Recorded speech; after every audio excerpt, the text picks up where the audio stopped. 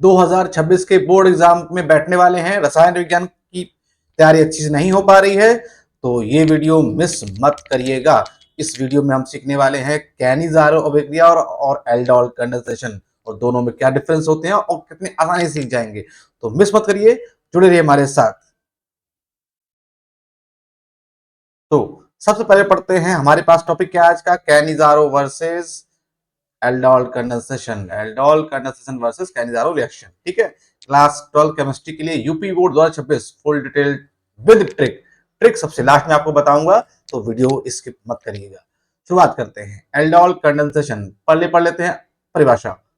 जब alpha hydrogen वाले aldehyde या कीटोन डाइल्यूट बेस NaOH या KOH की उपस्थिति में आपस में अभिक्रिया करते हैं, तो बीटा हाइड्रोक्सी एल्डिहाइड कीटोन या एल्डोड एल्डोल जिसे बोलते हैं बनता है, जो गर्म करने पर पानी खोकर अल्फा बीटा अनसैचुरेटेड कंपाउंड देता है। अभिक्रिया जरा समझ लेते हैं। ये है CH3CHO।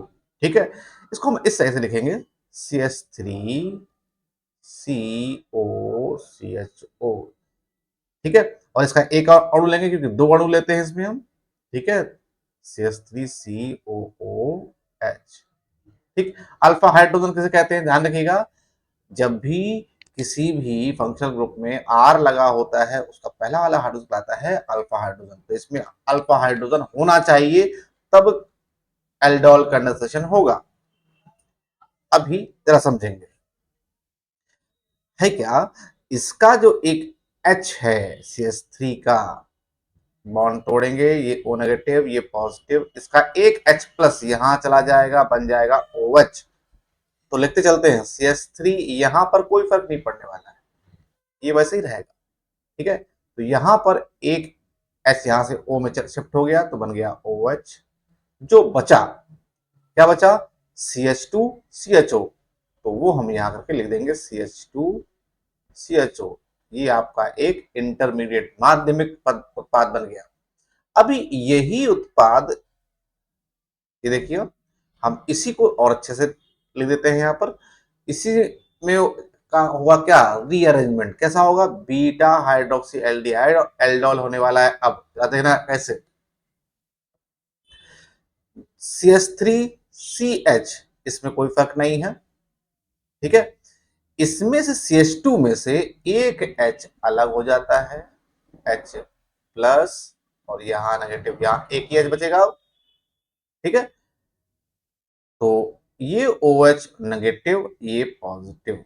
ठीक, तो ये H प्लस और OH माइनस क्या बना लेगा, वाटर का एक मॉलिक्यूल। वाटर का एक मॉलिक्यूल बचेगा क्या, फटाफट बना लेते हैं, CH3CH। अब ये माइनस प्लस और ये माइनस का बना लेगा डबल बॉन्ड, और क्या बन जाएगा, CH ठीक है, यही हमारा क्या है, एल्डोल है। क्या देखेंगे कैसे, CH3 डबल बॉन्ड CH और CHO। क्लियर। तो ये था आपका एल्डोल रिएक्शन। शर्तें कौन कौन सी हैं, अल्फा हाइड्रोजन की उपस्थिति होनी चाहिए, डाइल्यूट बेस NaOH या KOH की उपस्थिति में होगा, और हल्का तापमान चाहिए होता है। मैकेनिज्म को शॉर्ट एग्जाम पॉइंट में कैसे समझ सकते हैं, बेस अल्फा हटता है, एनोलेट आयन बनते हैं, एनोलेट दूसरे मॉलिक्यूल पर अटैक करता है, और प्रोटोनेशन से एल्डोल बनता है, डिहाइड्रेशन डबल बॉन्ड बनाता है।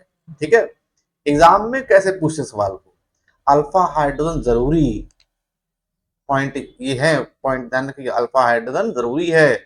सेल्फ कंडेंसेशन और cross condensation product beta hydroxy compound बनता है। ठीक है, अब आदत करते हैं कैनिज़ारो अभिक्रिया की।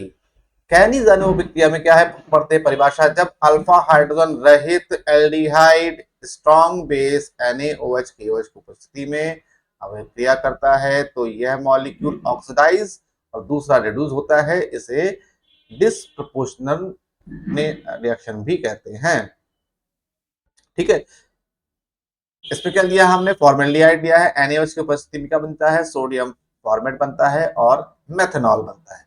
अभिक्रिया समझ लेते हैं। वीडियो अच्छी लग रही है, लाइक शेयर सब्सक्राइब करते रहिए और अपने दोस्तों को भेजते रहिए।